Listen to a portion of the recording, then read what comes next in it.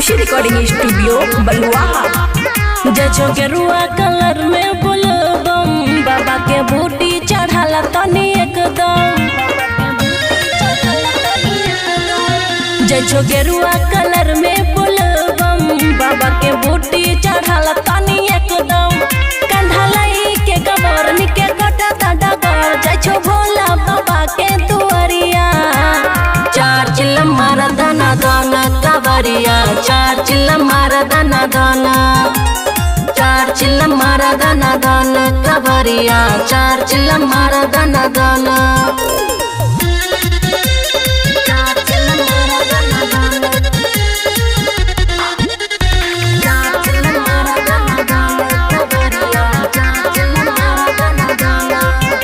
बनल रहता पावर सजल रहता कावर बाबा के छै बूटी नहीं माना कर। नहीं है मन चूर हो नहीं छै बेसी दूर हो, सालो साल बम्मा न जाना कर।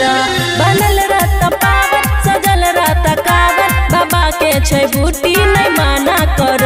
नहीं है मन चूर हो नहीं छै बेसी दूर हो, सालो साल बम्मा न जाना कर।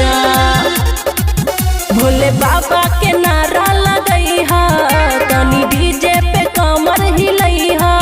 नहीं थकी हा हो बम नहीं रुकी हा हो बम, छिए डमरू वाला के पुजरिया।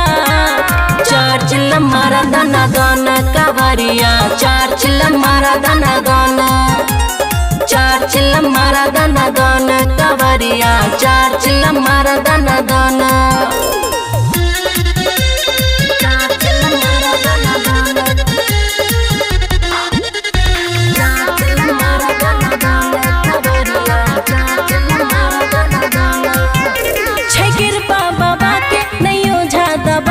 नहीं करता कमी कुछ बाबा कबो, बोला बोला बोलबो नाचत सब छम छम पुराई देता मन साता फेरो एबो।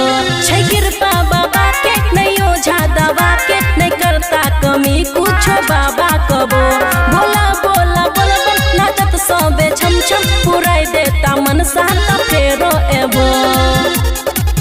राइट रंगीला राहुल चला तनी बोला के मस्ती में डोला।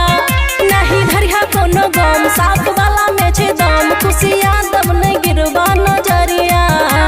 चार चिल्ला मारा दाना दाना कावरिया, चार चिल्ला मारा दाना दाना, चार चिल्ला मारा दाना दाना कावरिया, चार चिल्ला मारा दाना दाना।